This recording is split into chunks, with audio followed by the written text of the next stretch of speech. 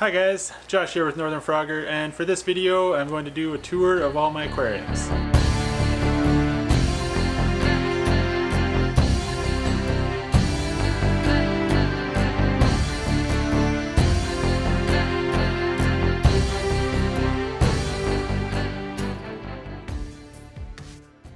Alright, so I haven't done an aquarium video in quite a while, and that's basically because the last one I did, that feeding the fish video, is by far the least viewed video on my channel so far. So I wasn't really sure if you guys wanted to see much of the aquariums, so I've been kind of avoiding that, but admittedly that wasn't the best video.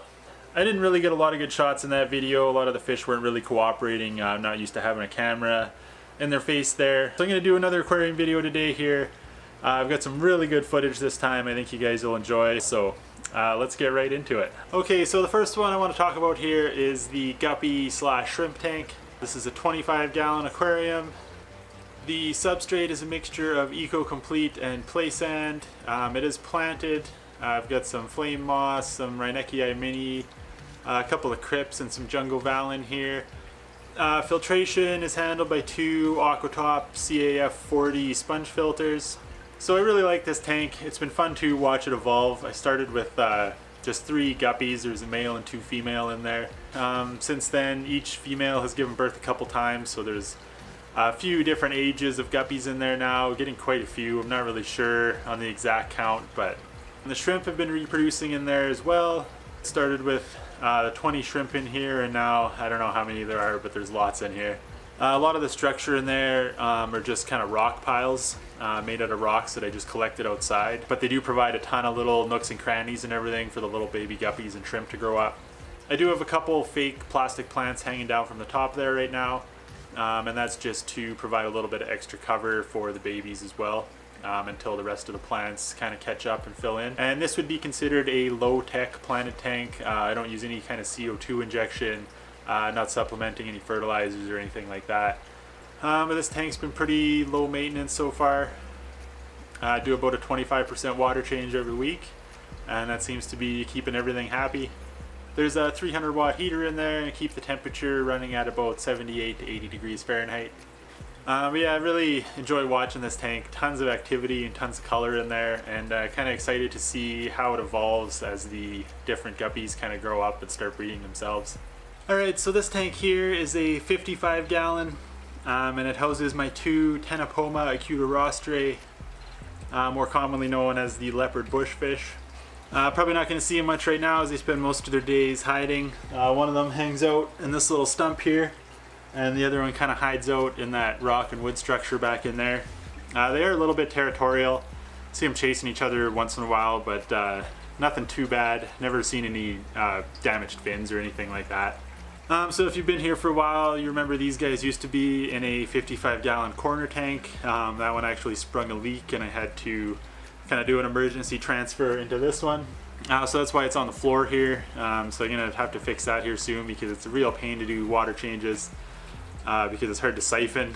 There's no substrate in here right now. I wanted to get it up on a stand before I put the substrate in. The filter on here is a Fluval C4 hang-on back. And then I've also got an air stone over here just to keep a little more circulation going. And this light on top is a compact top designed for one of the Exoterra terrariums. So that's one thing I want to do when I get this moved up onto a stand too, is get a better light for it, because I do want to make this one a planted tank as well eventually. And I'm still really enjoying these leopard bushfish here. They're fun to watch. Although I don't see them as much as I would like, so I am kind of looking for something else to put in this tank. I'll probably wait till I get it up on a stand. So if you guys have any suggestions about tank mates for these guys, leave a comment down below. Alright, so just want to quickly mention this one. This is a 10-gallon tank. It's just a quarantine slash hospital tank, so nothing in it right now, just some fake plants and decorations and stuff. There's a Fluval C2 filter running on it, hang on back.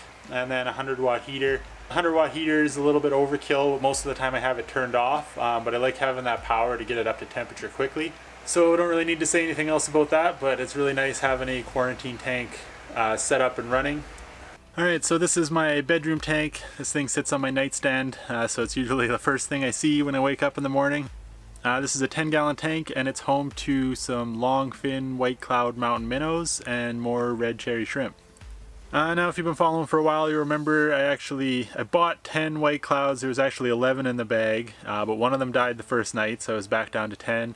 2 more of them died within a couple days of bringing them home as well, so I was down to 8. And then as they started to grow, I noticed one of them had a really bad spine deformity, really crooked, and seemed to have some kind of swim bladder issue as well or something. It couldn't really sit straight in the water. They'd always be floating one way or the other, lean to the side. So ended up calling that one too, because I would like to try and breed these guys eventually. So I don't want those kind of genetics in there. So I'm down to 7 of the white clouds now. I would like to get a couple more. I would like to get it back up to 10 probably. And then the other thing I want to do with this tank as well is to move the cherry shrimp out of here. I'm going to try and put them in with the guppies. All of the cherry shrimp that are in here, and there is a ton of them, these are all offspring from the other cherry shrimp that were in here originally. I since moved all the adults into the guppy tank, so they've been reproducing in there, but these were all the tiny little babies that were in this tank that I couldn't catch out, have now kind of grown up and are just about breeding age now as well. So what I really want to do is move the rest of the red cherries out of here before the next generation starts breeding here, and actually put the blue neocaradinas in here. So like some blue velvets or some blue dreams or something like that. Because I think with the light substrate in here and the red fins on the white clouds, a blue shrimp would look really nice. It'd really go well together. So that's kind of the plan for this tank. And as far as setup for this tank goes, it's a play sand substrate, and just a bunch of rocks collected from outside again. And then the plants in there are mostly the flame moss. It's doing really well in there. There's also some Monte Carlo in there. That's the carpeting one you see down in the bottom there. And there's a little bit of jungle val in there. Filtration on this tank is an Aqua Clear 20 hang on back. It does have a sponge on the intake there to prevent any shrimp from getting sucked up. And there's no heater in here. This is a cold water tank. The white clouds do really well at low temperatures, and the shrimp can tolerate it as well. So most of the time this tank sits right at about 70 degrees Fahrenheit, although occasionally it does get a little bit colder. I have seen it dip all the way right down to like 60 degrees Fahrenheit on a couple of occasions, which worried me a little bit, but everything seemed to survive that just fine. So this one's been pretty low maintenance too. Another low tech, don't do any CO2 or fertilizers or anything like that in here. And I do about 10 to 20% water changes every week, or probably more like every 10 days. My one complaint about this tank is that I just don't see it enough. Being in my bedroom here, like it is the first tank I see in the morning, but then I really don't get to see it for most of the rest of the day. I am kind of thinking about moving this tank back out into the main frog room at some point here too. I'm just not quite exactly sure how I want to do that. Okay, last but not least, this is my little nano tank. This is kind of an interesting tank. It's a little 8-gallon bow front, made by a company called Miko, but it's got a filtration system built into the hood.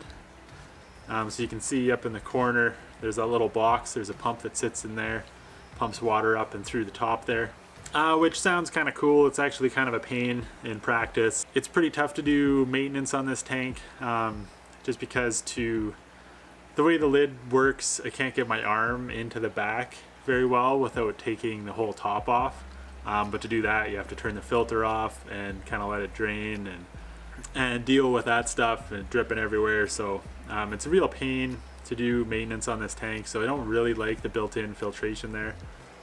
But this one for substrate, I believe, has the Tropica soil in it, and then it's got some Congo wood in there and a few rocks. I originally wasn't going to put rocks in this one, but one of the pieces of wood just would not sink. After like a week of floating it was still trying to float, so the rocks were put in there primarily just to weigh down the wood so I could actually complete the aquascape.